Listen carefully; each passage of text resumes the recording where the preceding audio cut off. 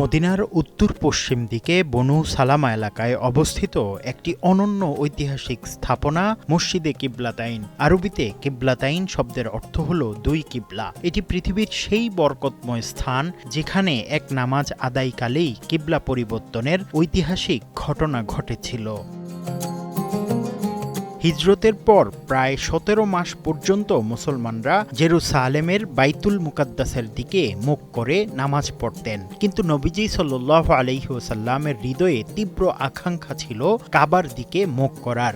দ্বিতীয় হিজরির শাবান মাসে জোহরের নামাজ চলাকালীন হঠাৎ আল্লাহর ওহী নাজিল হয়। নবীজি সাল্লাল্লাহু আলাইহি ওয়াসাল্লাম নামাজরত অবস্থাতেই বাইতুল মুকাদ্দাস থেকে ঘুরে গিয়ে কাবার দিকে মুখ ফেরান। তার পেছনে থাকা সাহাবীগণও সাথে সাথে ঘুরে যান।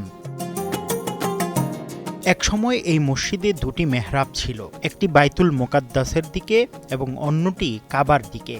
নতুন রিন গভীর থেকে পরিষ্কার করে কাপড়কে রাখে নতুনের মতো উজ্জ্বল। নতুন রিন অ্যাডভান্সড পাউডার। বর্তমানে আধুনিক সংস্কারের পর বাইতুল মুকাদ্দাসের মেহরাবটি সরিয়ে ফেলা হলেও সেই দিকের দেয়ালে একটি বিশেষ চিহ্ন রাখা হয়েছে।